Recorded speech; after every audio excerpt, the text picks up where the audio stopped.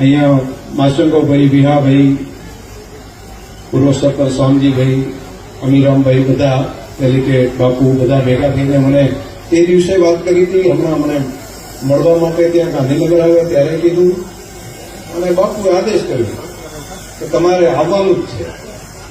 એટલે આજે ચાલુ વિધાનસભા હતી અને ચાલુ વિધાનસભાએ આપ સૌના દર્શનનો મને લાભ મળ્યો. તમારા બધાનો આ પ્રેમ અને લાગણી છે, એના કારણે આ બધાની વચ્ચે આવીને અત્યારે આવવાનું થયું. વળી સવારે વહેલી વિધાનસભા ચાલુ થશે એટલે રાત્રે 1-2 વાગ્યા સુધી ત્યાં પહોંચી જવું પડશે અને સવારે વહેલા 8 વાગ્યાની નોકરી અમારી ચાલુ થશે.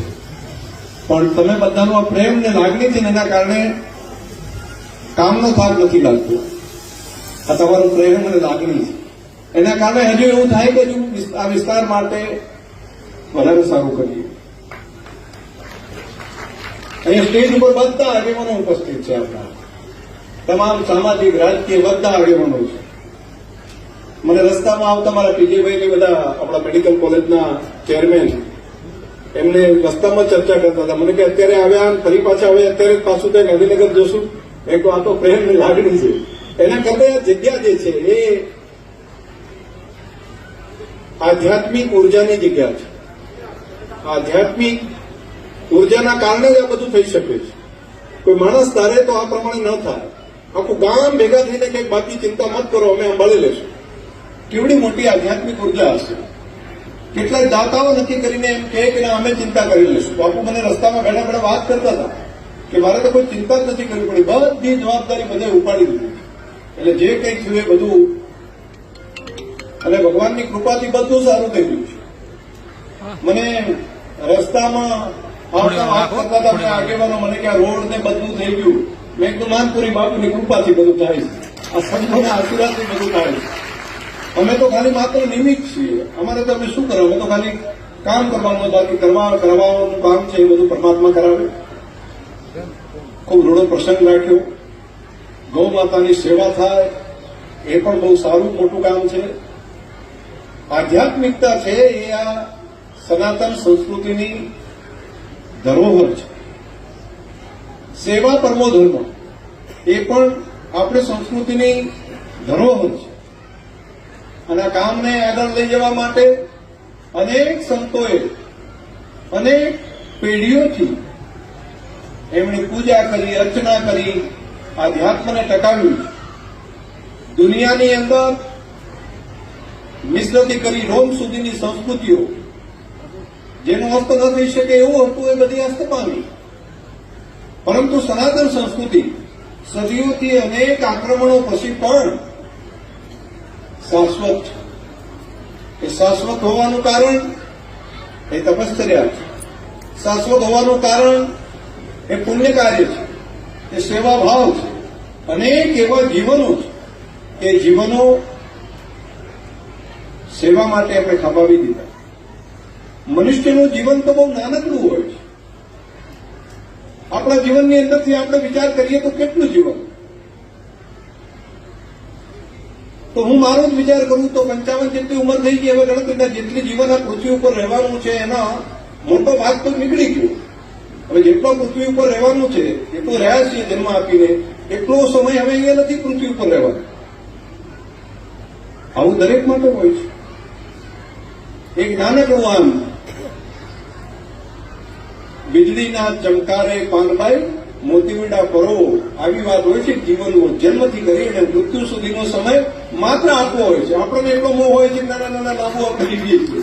બસ કોઈ 70 વર્ષ, 80 વર્ષ, 90 વર્ષ. આપણા પહેલા પણ ઘણા બધા આવ્યા અને ઘણા બધા નીકળી ગયા. એક તારો આવે અને ખરીને નીકળી જાય એવું જીવન હોય છે. પરંતુ બંધન અને મોહ એના કારણે કરીને શાશ્વત સત્યને સમજતા આપણને થોડી વાર લાગતી હોય છે. તો શાશ્વત સત્ય એ માત્ર મોહ નથી, ચોક્કસ કર્મ છે. પરંતુ કર્મ જયારે ભક્તિ બની જાય, કર્મ જયારે આધ્યાત્મ બની જાય, કર્મ જયારે ભક્તિ બની જાય તો એ જીવનનો આનંદ મળતો હોય છે. અને આપણે બધા માણસો કામ કરતા કરતા, ખેતી કરતા કરતા, પશુપાલનનું કામ કરતા કરતા એ આધ્યાત્મને ભૂલીએ નહીં હરિના નામ સ્મરણને ભૂલીએ નહીં, પરોપકારના ભાવ સાથે બીજાના ભલા માટેનો જીવનનો વિચાર કરીએ તો આપણું જીવન સાર્થક થઈ જાય અને સાર્થક શિવમય જીવન થઈ જાય અને શિવોહમ શિવોહમ સુધી પહોંચી શકાય.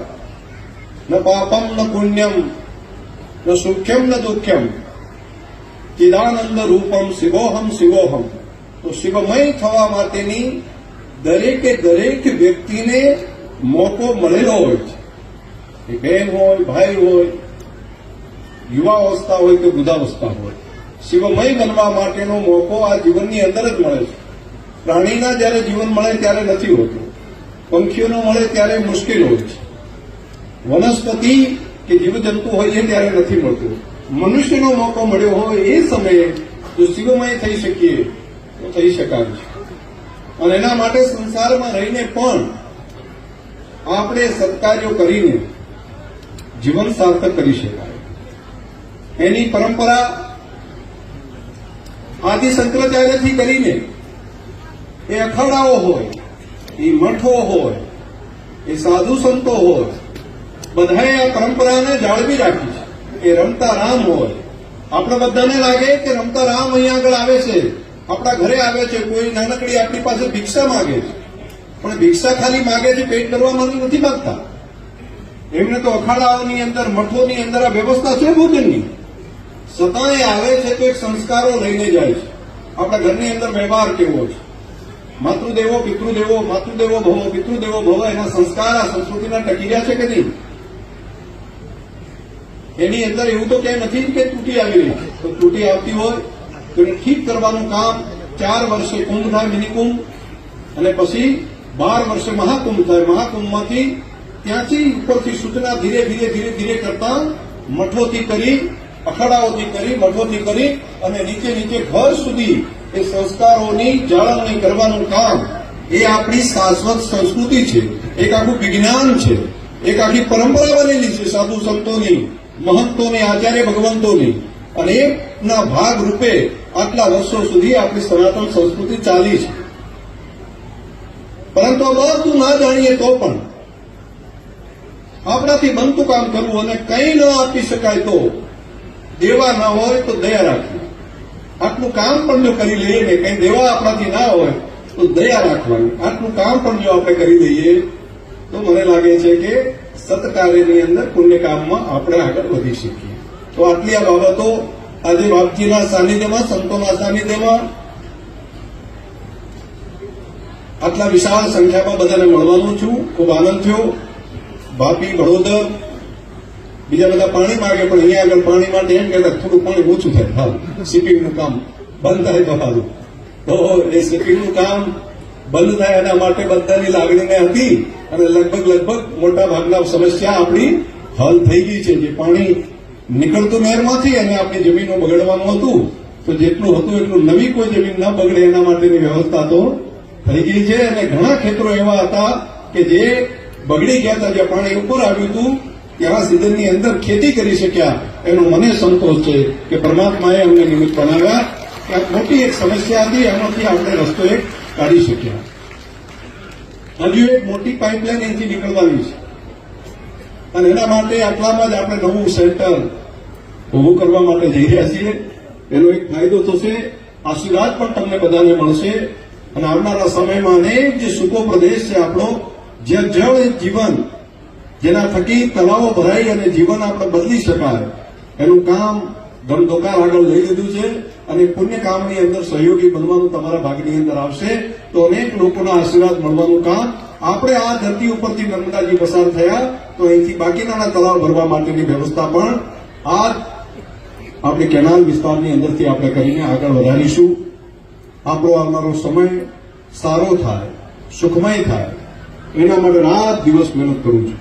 અને મને સંતોષ છે કે કઈ નુકસાન થાય તો મને થાય, પરંતુ મારા વિસ્તારને આંચ ના આવે, મારા વિસ્તારની અંદર કોઈ તકલીફ ન થાય, એના માટે પૂરી મહેનત કરીને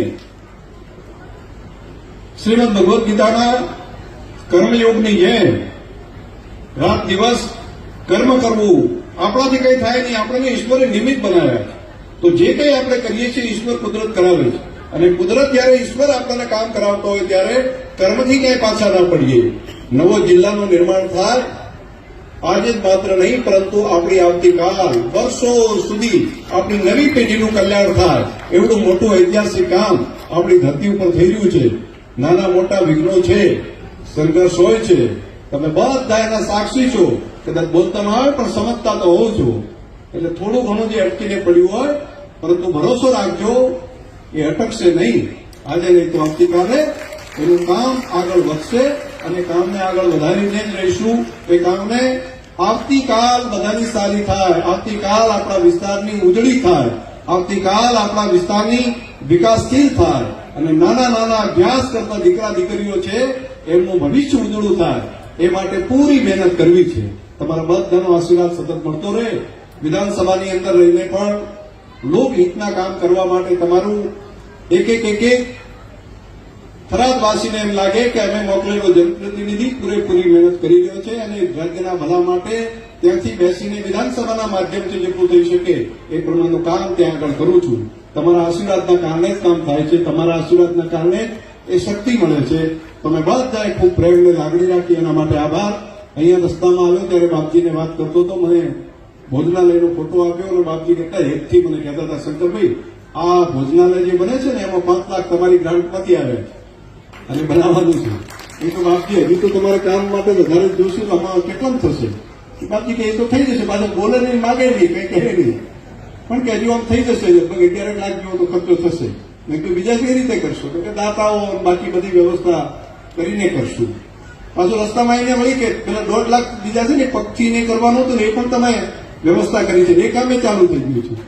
બાપજી આ તમારો પ્રેમ અને લાગણી છે કે તમે કઈ કહેતા નથી, પરંતુ હજુ આ કામની અંદર નવા કામ કરવા માટે બીજા 5 લાખનું આયોજન કરીને આપીએ તો એ કામને પણ આગળ વધારો. તમે ખૂબ સારું કામ કરો છો.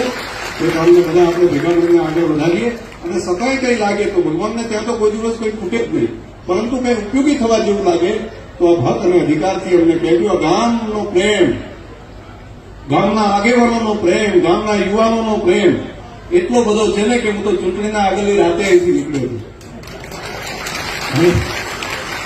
એને જાતે જોયું છે, અનુભવ કર્યો છે. એ જ પ્રેમ અને લાગણી આખા ગામની મારા પ્રત્યેનો જે ભાવ છે બધાનો હૃદયથી ખૂબ ખૂબ ગદગદિત થવાય. તમે રાતના સમયે પણ આટલી મોટી સંખ્યામાં આખો મંડપ ભરી રહ્યો છે, બહાર સુધી બધા જે ભાઈઓ બહેનો બધા ઉભા છે, તમામના ચરણોની અંદર વંદન કરું છું. બધાનો હૃદયથી આભાર પણ માનું છું અને માતાઓ બહેનોને પણ કહું છું, દૂધની ડેરીના માધ્યમથી જે મહેનત અત્યારે ચાલી રહી છે એની અંદર પણ આગળ વધારીને અહીંથી ઘણા બધા યાત્રા કરવા માટે ગયા અને ત્યાં જઈને સરપંચ જોયું હશે, ત્યાં તો લાગ્યું કે પાલનપુરમાં જ એક ડેરી હતી, પણ આ બીજી ડેરી આપણે સનાતનમાં થઈ એટલી તો ખબર હતી. પરંતુ ત્યાં ગયા પછી ખબર પડી કે આવડી આવડી ડેરી અહીંયા આગળ વારાણસીમાં થઈ ગઈ. એવી ડેરી આ બનાસની આપણા લખનૌની અંદર પણ થઈ ગઈ, કાનપુરમાં પણ થઈ ગઈ. એવી ડેરી આપણી ફરિયાબાદમાં પણ થઈ.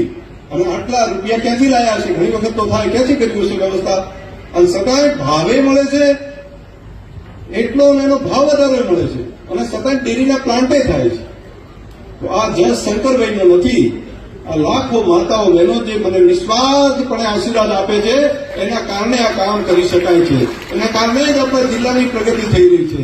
એના કારણે આવતીકાલ આપણા બધાની ઉજળી થાય એના માટે કામ થાય છે. અહીંયા આપણી મેડિકલ કોલેજના ચેરમેન શ્રી આવ્યા છે, વિજય ચૌધરી સાહેબ, એ પણ અહીંયા હાજર છે. તો એમને એક વખત વધાવો. આપણા વિસ્તાર માટે ઘણું બધું ધ્યાન રાખે છે, બધું રાખશે. એટલે અમારું કઈ તમારી દીકરીઓ પણ ભણેલી હોય, નર્સમાં બીજું ત્રીજું ભણેલો હોય તો જરા ધ્યાન રાખીને હમણાં થોડો લંબો વધારે રાખજો. એની નોકરીઓ અમારા થોડા તૈયાર થઈ ગયા છે, ભણી રહ્યા છે. જે જયારે એના છોકરા દીકરા દીકરીઓ ભણતી હોય એમનું ધ્યાન રાખજો. બસ આપ સૌએ ખૂબ પ્રેમ ભાવથી અહીં આગળ અમને બધાનું માન સન્માન કર્યું. હૃદયથી ખૂબ ખૂબ આભાર. બોલો ભારત માતા કી. ખૂબ આભાર તમારો બધા.